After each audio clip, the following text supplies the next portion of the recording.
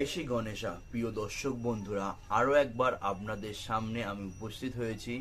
বন্ধুরা, আজকে শনিবার, তাই আমরা সবাই জানি যে শনিবারে অধিষ্ঠাত্রী দেবতা হচ্ছে আমাদের সবার পরম পূজনীয় শনিদেব মহারাজ। তাই আজকের দিনের যদি আপনারা শনিদেব মহারাজের পুজো অর্চনা করেন এবং তার নীল ফুল খুব পছন্দ, তাই নীল রঙের ফুল তাকে অর্পণ করেন এবং তার সাথে একটা সর্ষের তেলের প্রদীপ জ্বালিয়ে তাকে অর্পণ করুন। এবং তার সাথে আমি এমন একটা মন্ত্র বলে দেবো, সেই মন্ত্রটা যদি আপনারা এইগুলি অর্পণ করেও পাঠ করতে পারেন 108 বার, তাহলে শনিদেবের কৃপায়, শনিদেবের আশীর্বাদে আপনাদের জীবন থেকে যে রকমই বাধা বিঘ্ন বা দুঃখ দারিদ্র বা যে কোনো রকমই আপনি প্রবলেম ফেস করছেন না কেন, শনিদেবের কৃপায় সেগুলি আপনাদের জীবন থেকে অনেক দূরে চলে যাবে।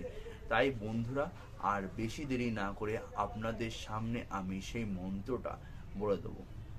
বন্ধুরা, শনিদেবকে আমরা কর্মের দেবতা হিসাবেও জেনে থাকি, তাই আপনাদের এটার সাথে সাথে সুকর্মটাও করতে হবে। তাহলে আর বেশি দেরি না করে আমি সেই মন্ত্রটা আপনাদের সামনে বলছি। সেই মন্ত্রটা হচ্ছে ওং প্রাম প্রিম প্রম সহ শনিশ্বরায় নমঃ। আর একবার বলছি দর্শক বন্ধুরা, সেই মন্ত্রটা হচ্ছে ওং প্রাম প্রিম পম সহ শনিশ্বরায় নমঃ।